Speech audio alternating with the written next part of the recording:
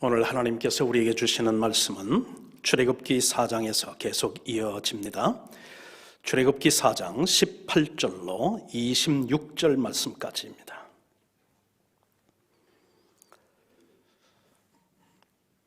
출애굽기 4장 18절로 26절 말씀, 우리 다 같이 한 목소리로 하나님의 말씀을 합독하십시다.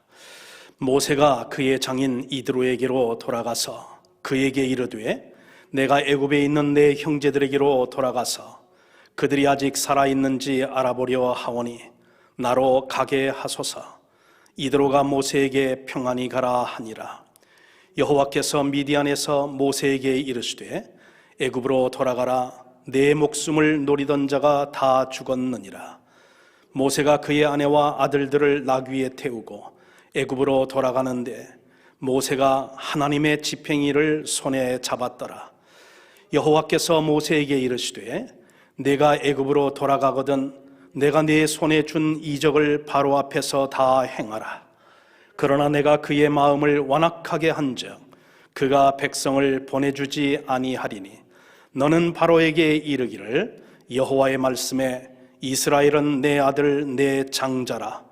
내가 네게 이르기를 내 아들을 보내주어 나를 섬기게 하라 하여도 네가 보내주기를 거절하니 내가 네 아들 네 장자를 죽이리라 하셨다 하라 하시니라.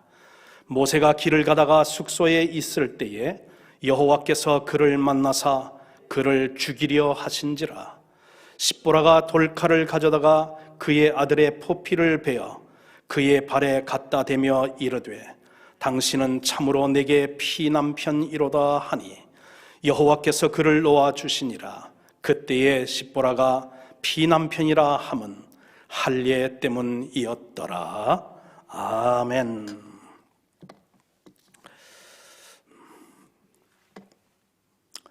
여러분, 오늘 여러분들이 가정에 계시든지 지금 예배당에 계시든지 말씀을 듣는 중에 참 공감되고 은혜가 되는 그런 말씀이 있다면 아멘이라고 크게 소리를 좀 화답해 주셔야 제가 좀 힘이 더 날 것 같습니다.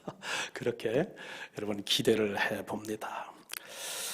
자, 오늘 하나님께 이제 설복을 당한 모세가 그의 아내와 그리고 아들들을 이제 데리고서 장인 이드로에게 작별 인사를 고합니다.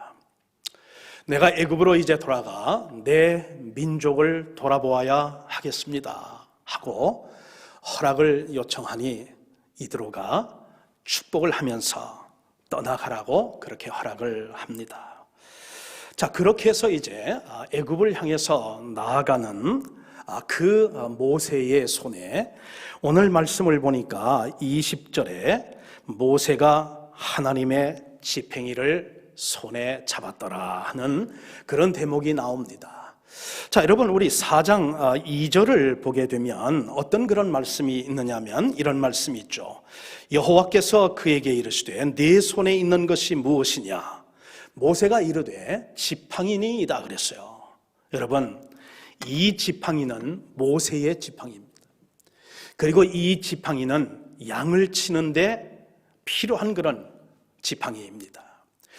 그리고 이 지팡이는 모세가 자기 어떤 그런 이제 직업을 종사하고 생계에 또 이제 일을 하면서 양을 치고 양을 몰고 이끌고 그러는 일에 상당히 유용하게 사용되었던 지팡이입니다. 자, 그런데 오늘 이제 본문을 보니까 20절에 모세의 손에 들려있는 그 지팡이는 예전에 모세가 들었던 그 모세의 지팡이와는 달리 하나님의 지팡이를 잡았다. 그렇게 지금 표현을 하고 있다 하는 것입니다.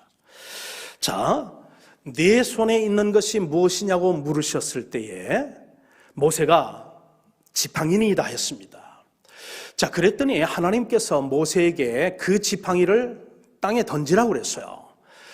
여러분, 땅에 던지라는 얘기는 뭐냐면 내려놓으라는 얘기죠. 내가 이제까지 사용해 오던 그 지팡이, 모세의 그 지팡이를 이제는 땅에 던지라는 얘기는 이제는 그것을 내려놓으라는 얘기입니다. 자, 그래서 모세가 하나님의 말씀에 순종하여 그 지팡이를 땅에 던졌더니 곧바로 뱀이 됩니다. 그런데 이 뱀이 변하고 그냥 가만히 있는 게 아니라 그 변한 뱀이 모세를 물려고 달라드니까 오늘 본문 보니까 모세가 뭐라고 하느냐면 그 자기를 향해서 해를 하려고 달려드는 이 뱀을 피하였다 그러는 거예요. 여러분, 이 사건에서 모세는 굉장히 중요한 한 사건을 깨닫게 됩니다. 그건 뭐냐면 하나님의 일을 하는 그런 일의 과정에 있어서 내가 이제까지 사용했던 이 나의 지팡이는 아무런 어떤 그런 효험도 아무것도 사실은 기적을 바랄 수 없고 능력을 바랄 수 없는, 오히려 이것을 내가 붙들고 있는 한 이것이 나에게 해를 가져오고 나에게 또한 상처를 줄 수 있고 심지어는 나를 생명을 빼앗을 수도 있다고 하는 그런 이제 느낌을 받으면서 모세가 하나님의 그 다음 명령을 기다립니다. 자, 뱀이 되어 자기를 지금 물려고 달려드는 그 뱀을 향해서 하나님께서 뭐라고 하냐면 이제는 그 뱀을 집으라고 합니다. 여러분, 쉽지 않거든요. 자기를 지금 물려고, 자기를 지금 해하려고 이렇게 지금 달려드는 그 뱀을 하나님께서 지금 말씀을 했다고 해서 그 뱀의 꼬리를 다시 잡는다는 건 쉬운 일은 아닙니다. 그런데 오늘 본문을 보니까 모세가 말입니다, 하나님의 말씀이 떨어지자마자 그 뱀의 꼬리를 잡습니다. 여러분, 이제까지 그 하나님께서 무슨 말씀을 하면 모세는 계속해서 5번을 말이죠. 5번을 계속 변명을 하며 토시를 달며 다른 사람을 보내서서 나는 적격자가 아닙니다. 나는 말을 못합니다. 그러면서 그들이 듣지 않을 것입니다. 그들이 믿지 않을 것입니다. 계속해서 변명을 하고 토시를 달던 모세가 오늘 본문에서는 전혀 토시를 달거나 그리고 변명하지 않는, 하나님 앞에 온전히 이제 설복당한 그런 모세로 바뀌어 있고, 그리고 또한 이제 꼬리를 잡으니까 다시 지팡이가 되어 있는데 바로 그 순간이죠. 전에는 모세는 변명하고 그러면서 또한 이제 부정하고 믿지 못하고 그러면서 또한 이제 두려워하고 그러던 모세가 지금 이 순간, 이 지금 정션에는 어떤 그런 모습으로 변해 있느냐면 하나님의 말씀을 하면 바로 순종하는 그러한 이제 모세의 모습을 우리는 본문에서 보게 되고, 그러면서 그의 손에 들려 있는 이 지팡이는 여러분 생계의 수단으로 사용하는 지팡이가 아니고 양들을 이제 치기 위해서 사용한 그런 이제 이전의 어떤 모세의 그 지팡이가 아니라 하나님께서 자기 백성 이스라엘을 구원하시기 위해 모세의 그 손에 들려준 권능의 그런 이제 지팡이였음을 우리는 본문에서 우리가 깨닫게 됩니다. 모세의 지팡이를 언제 하나님의 지팡이로 바꾸어 주셨는가? 토시를 달지 않고 그리고 또한 이제 변명하지 아니하고 말씀에 순종했을 때에 모세의 양을 치던 지팡이는 이스라엘 백성을 구원하는 권능의 하나님의 지팡이로 변해 있는 사실을 오늘 본문은 우리에게 말씀해 주고 있습니다. 여러분, 똑같은 그런 지팡이예요. 자, 던졌을 때의 그 지팡이나 다시 이제 그것을 집었을 때에 모세의 손에 잡혀진 그 지팡이는요, 똑같은 지팡이였습니다. 달라진 것은 뭐냐면 하나님의 말씀에 순종해서 그래서 그 지팡이를 집었을 때는 그것은 하나님의 권능으로 이 기적을 행사하는 그런 하나님의 지팡이가 되었고, 그리고 또한 계속해서 변명하고 부정하고 토시를 달며 순종하지 못할 때에 그 모세의 손에 들려있던 그 지팡이는 양들을 치는 데는 유익했지만 하나님의 백성을 이스라엘 백성을 구원하는 일에는 아무런 그런 이제 효험이 없는 무용지물의 지팡이였다는 사실입니다. 여러분, 이것이 우리에게 주는 그런 복음적인 교훈은 뭐냐 하는 것이죠. 모세의 지팡이가 하나님의 지팡이로 지금 바뀐 이 사건이 우리들에게 주는 그런 복음적인 그런 교훈과 그리고 또한 은혜는 무엇이냐 하는 것이죠. 어떻게 보면 여러분, 모세가 손에 들고 있던 그런 모세의 지팡이는 모세의 경험이라든지 지식이라든지 그가 또한 이제 그동안 축적했던 노하우라든지 그런 것들이었을 것이에요. 그런데 하나님의 백성을 구원하고 해방시키는 그 일을 위해서는 모세야, 네가 가지고 있는 그 모든 재능과 내가 가진 모든 그런 자원과 내가 가지고 있는 모든 학식과 그 모든 것도 아무런 이제 내 하나님의 일을 하는 데에는 너에게 유익하지 못하니, 그래서 그 모세의 지팡이를 하나님의 지팡이로 바뀌어 준 것 아닙니까? 여러분, 이런 경험을 누가 하느냐면 사도 바울이 하죠. 우리가 그 바울 서신을 보게 되면 사실 바울도 많은 학식을 가진 사람이에요.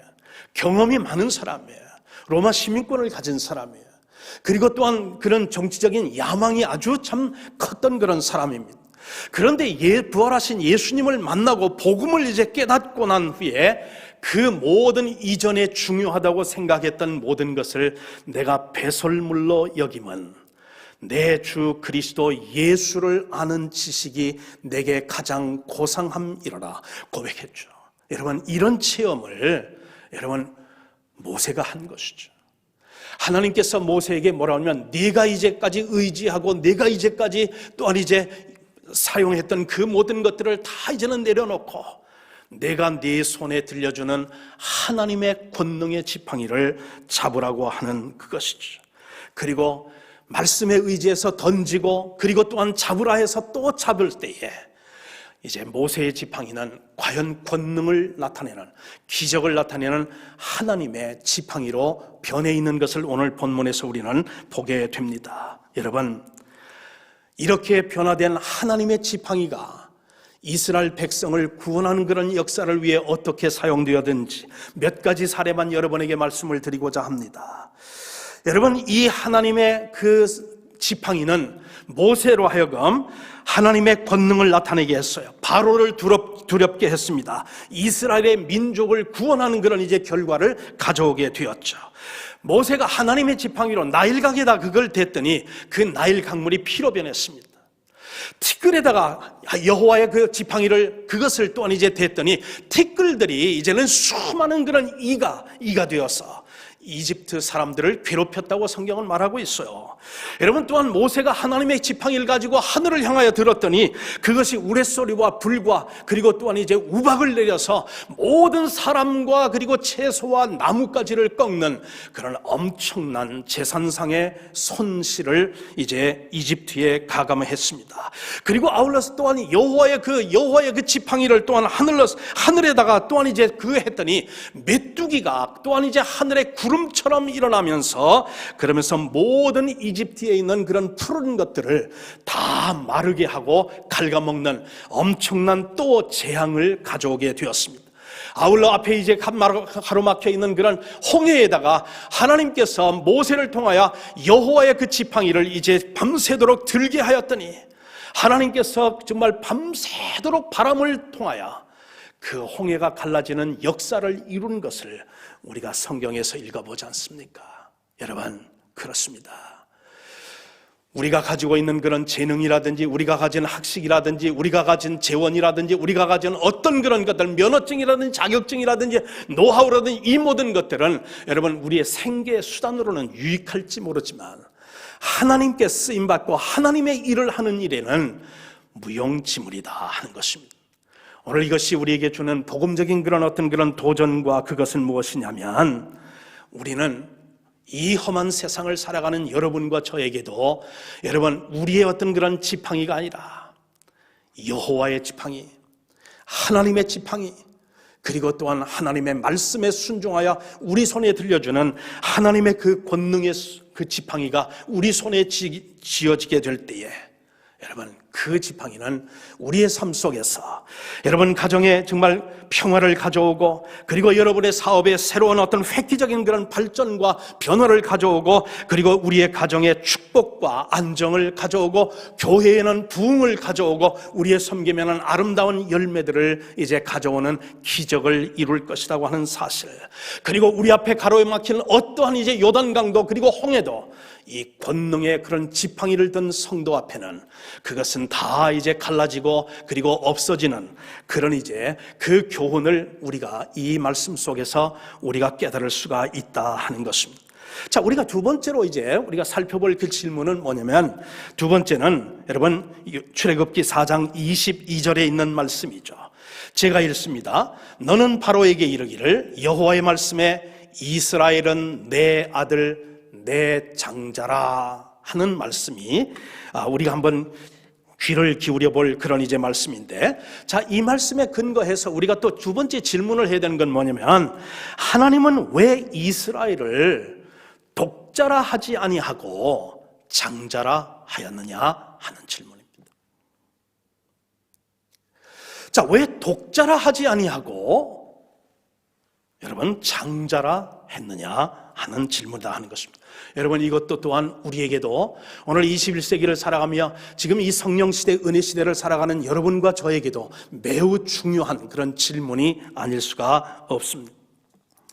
여러분, 하나님께서는 십보로와 그리고 또한 이제 두 아들을 데리고 그리고 애굽으로 지금 나아가는 모세에게 여호와의 그런 지팡이만 손에 들려준 것이 아니라 두려워하고 그리고 또한 이제 불안해하는 그런 모세에게 위로와 격려와 용기를 주는 그런 말씀을 오늘 이 본문을 통해서 모세에게 주시고 있다고 하는 사실입니다. 여러분, 사실 인간적인 측면에서만 본다고 하면, 자, 하나님께서 너와 함께 하신다 약속은 해주셨잖아요.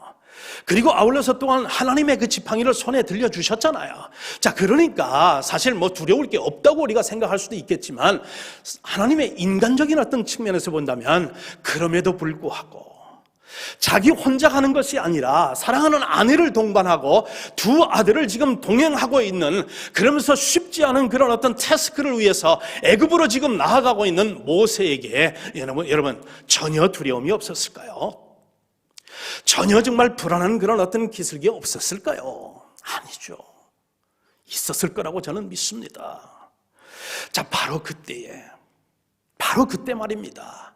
하나님께서 모세에게 뭐라고 얘기하냐면, 이스라엘은 내 이제 장자다, 내 아들이고 내 장자라고 하는 이 말씀을 모세에게 전해주고 있다 하는 것입니다. 자, 여러분, 그런데 이 말씀은요, 이스라엘은 내 아들이요 내 장자라 라고 한 이 말은 성경의 말이죠. 하나님과 이스라엘 백성들의 그 관계를 그런 언약 백성의 관계가 아니라 부자 관계로 그렇게 표현한 최초의 표현이고 최초의 구절이다 하는 사실이에요. 이제까지 이스라엘 백성들이 많이 언급이 되고 있었지만, 그러나 처음으로 이 대목에서 하나님은 이스라엘을 가르쳐 그들이 비록 지금 종살이를 하고 노예 생활을 하고 있는 그런 이제 이스라엘을 향해서도 뭐라고 얘기를 하느냐면, 이는 내 아들이요 내 장자라 그렇게 말씀해주고 있다 하는 것입니다. 여러분, 바로는 지금 이스라엘 백성을 어떻게 지금 같이 판단하고 있습니까? 여러분, 바로의 시각과 하나님의 시각은 완전히 다르죠. 바로는 지금 이스라엘 백성들을 볼 때 노예로 보고 종을이고, 그리고 또한 이제 노동을 시키고 값싼 노동력이고, 그리고 또한 숫자가 더 늘어나게 되니까 안보에 위협을 가져오는 그런 존재로밖에 바로는 지금 보고 있지 않는데 반하여, 하나님은 완전히 다른 시각으로 이스라엘 백성을 보는데, 내가 낳은 아들이요 내 장자라 그렇게 말씀을 하고 있다 하는 것입니다. 자, 그런데 여러분, 그런데 말입니다. 모세는 지금 하나님의 계시를 받아서 그거를 알았는데, 정작 애굽에서 지금 종살이하고 노예 생활하고 고역을 하고 그러면서 또한 그렇게 있는, 고통당하고 있는 이스라엘 백성들은 이 사실을 모르고 있었다 하는 것입니다.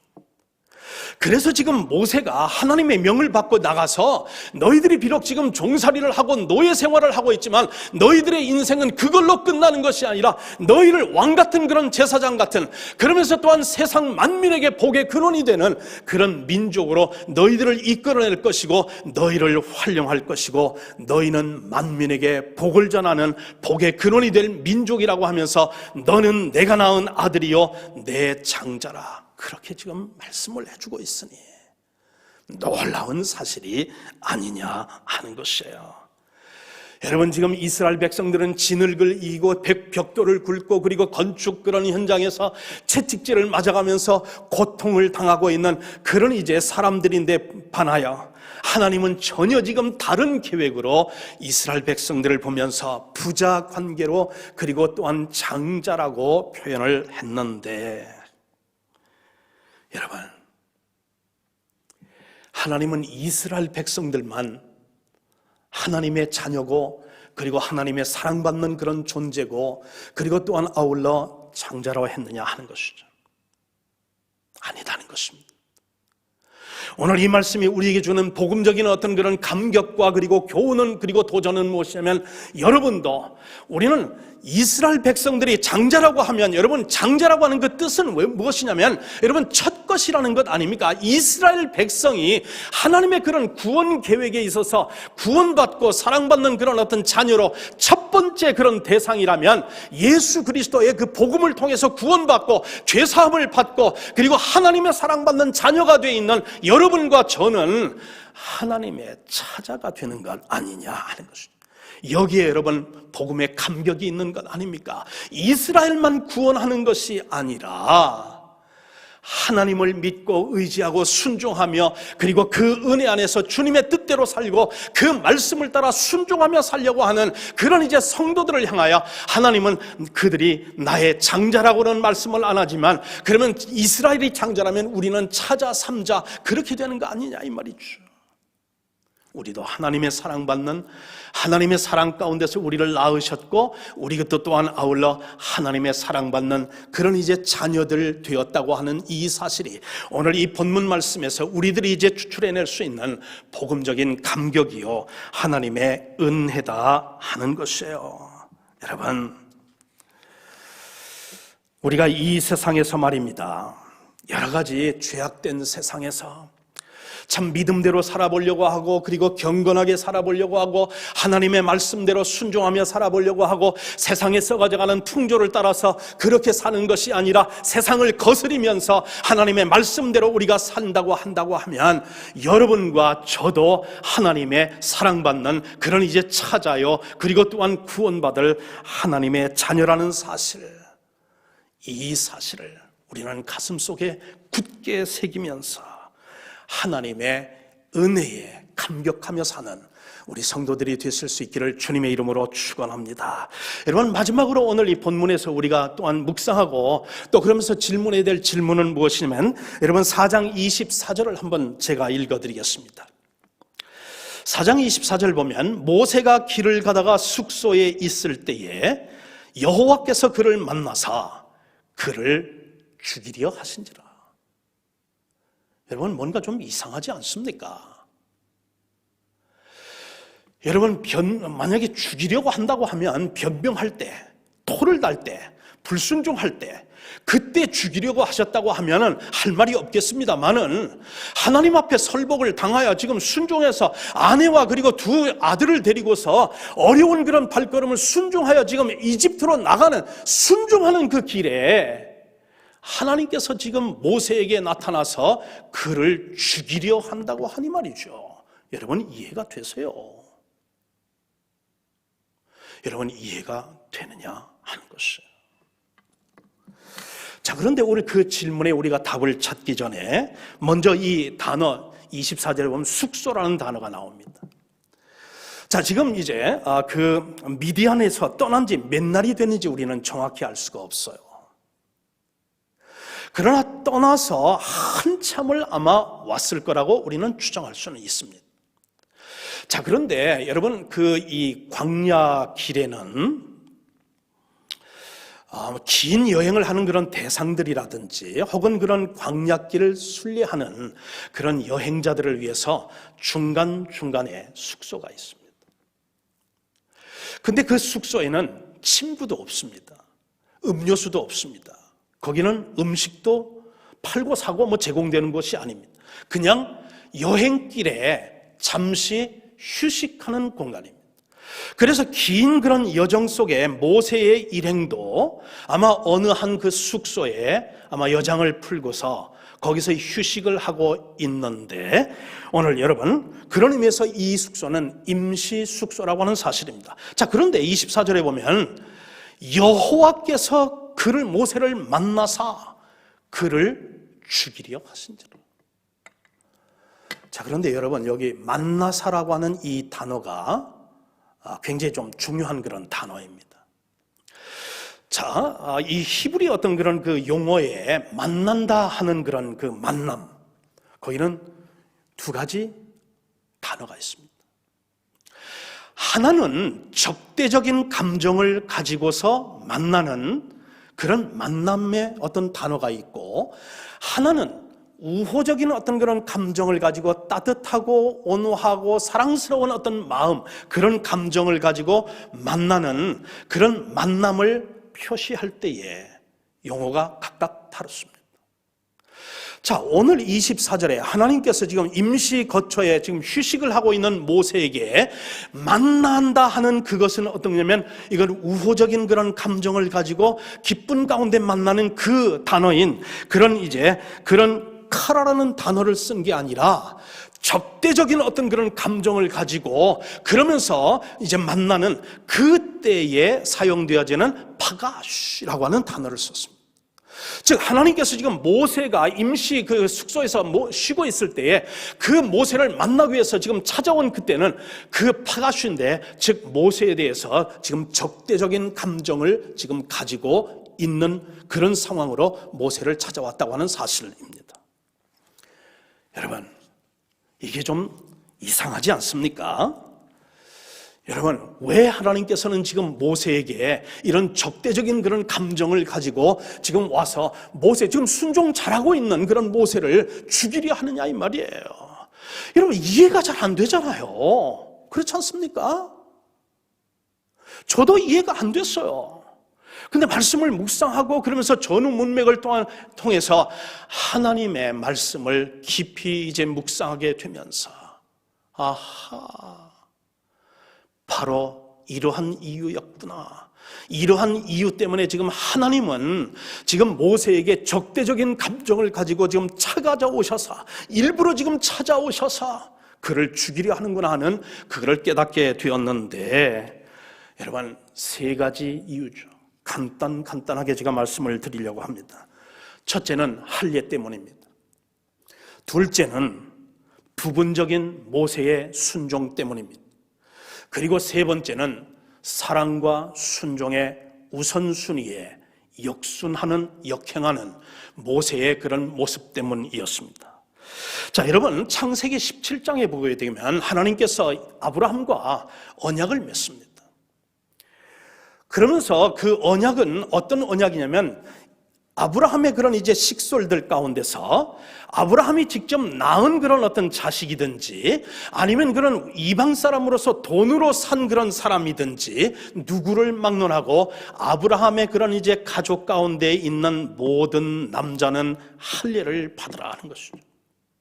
그리고 17장에 있는 그런 말씀을 계속하다 보면, 난지 8일 만에 모든 남자는 할례를 받으라. 이것은 영원한 규례니라. 그래서 아브라함과 하나님 사이에 그런 이제 언약을 체결하게 됩니다. 이것은 피의 언약이죠. 자, 그런데 여러분이 잘 알잖아요. 모세에게는 지금 아들이 둘이 있었습니다. 하나는 장자는 게르솜이라고 하는 그런 아들이고, 그리고 한참 지나서 얻은 둘째 아들이 이름이 엘리에셀이라고 하는 아들입니다. 자, 그런데 여러분, 우리가 이 지금 왜 하나님께서 모세를 죽이려고 했는지 하는 것을 볼 때에 그 키가 되는 키버스가 어디에 있느냐면 25절에 있습니다. 한번 같이 25절을 한번 보세요. 십보라가 돌칼을 가져다가 그의 아들의 포피를 베어 그랬습니다. 자, 그의 아들 단수입니다. 자, 저 위에 20절을 한번 보세요. 여러분, 20절을 보면 모세가 그의 아내와 아들들을 나귀에 태우고 할 때는 여기는 복수입니다.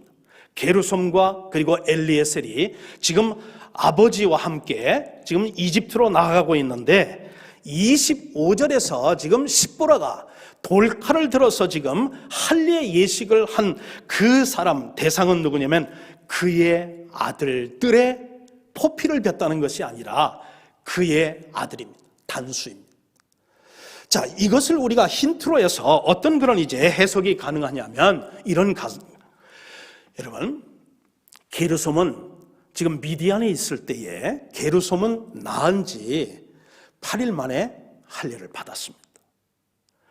그런데 그 할례를 행하고 한참 이제 미디안에서 생활을 하던 모세도 여러분, 할례의 중요성에 대해서 그 언약에 대해서 좀 기억이 가물가물했었을 수도 있습니다. 어떤 그런 이제 성경 학자의 그런 어떤 그 해석을 보니까 지금 둘째 아들 엘리에셀이 탄생한 지 얼마 안 되어서 하나님께서 지금 모세에게 이집트로 지금 파송한다는 것이죠. 자, 그의 그런 해석에 의할 것 같으면 아직 지금 모세도 그렇고 십보라도 그렇고 이 두 번째 아들 엘리에셀의 할례를 행하지 못한 상황에 있습니다. 아마 십보라가 그 첫째 아들 게르솜이 그 할례를 받는 그것을 보고 너무 고통스러워하는 그런 모습을 보고 그러면서 측은하게 생겨서 그래서 둘째 아들 할례를 행할 8일 안에 행해야 되는데 아마 남편인 모세에게 이렇게 제안을 했을 수도 있다고 하는 그런 가정을 우리가 해보고 그런 성경학자의 그런 해석을 또한 읽어보게 됩니다. 여보, 큰 이제 먼 여정을 앞두고 있습니다. 장자인 게르솜이 이제는 할례를 받았으니 이 어린 것에게 지금 할례를 행한다고 하면 아이도 괴롭고 그리고 또한 우리들도 이 여정에 큰 괴로움을 이중 삼중으로 당할 것 같으니 도착해서 우리가 해도 늦지 않을까요?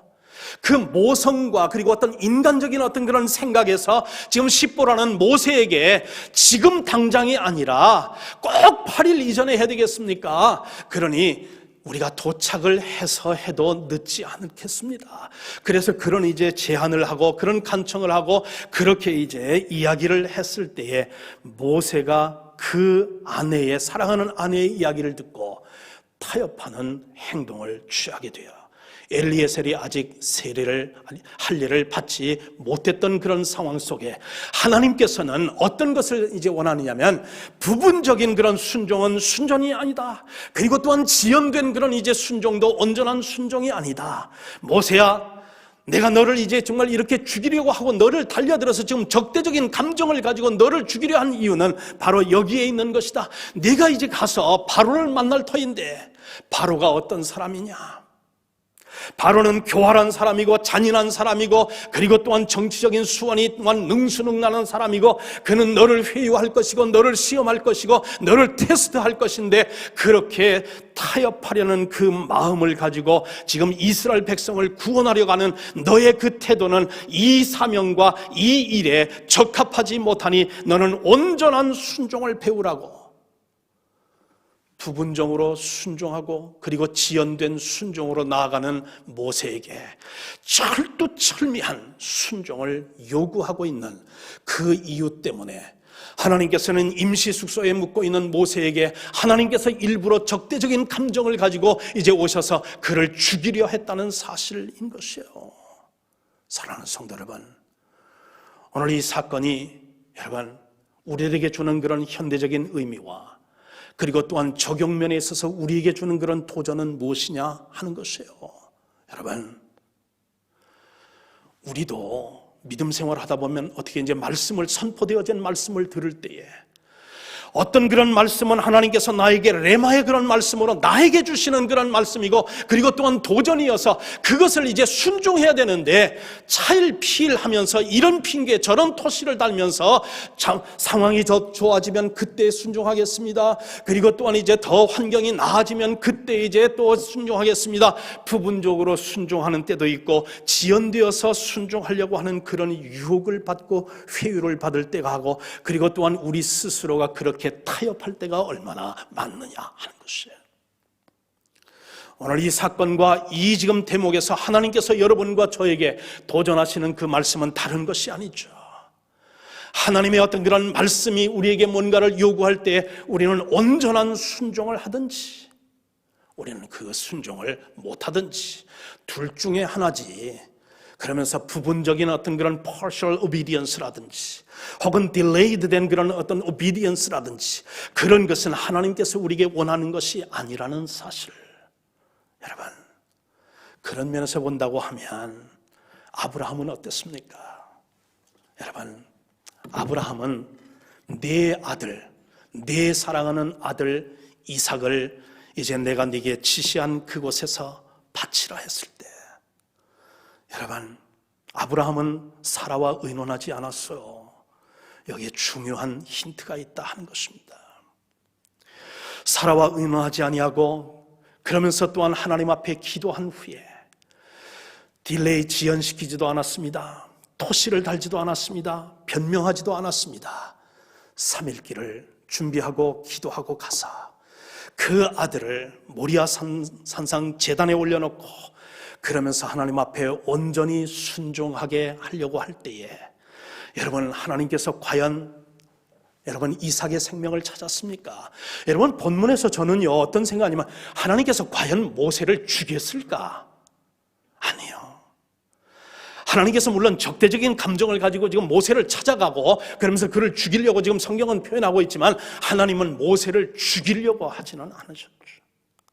다만 부분적인 그 순종을 이제는 온전한 순종으로, 지연된 그런 이제 순종을 온전한 즉각적인 순종으로 하나님 앞에 순종하는 법을 배움으로 말미암아 장차 이집트에서 바로를 대항할 때 이스라엘 백성을 또한 이제 해방시키려고 할 때에 바로와 타협하는 그런 어떤 것을 이제는 허락하지 아니하시고 온전히 하나님만 믿고 하나님만 의지하며 하나님께만 순종하는 그 법도를 배움으로 말미암아 하나님의 그 사명을 온전히 이루는 하나님의 위대한 사역자로 사용하시기 위해 그에게 다가가셨던 것 아니었을까요?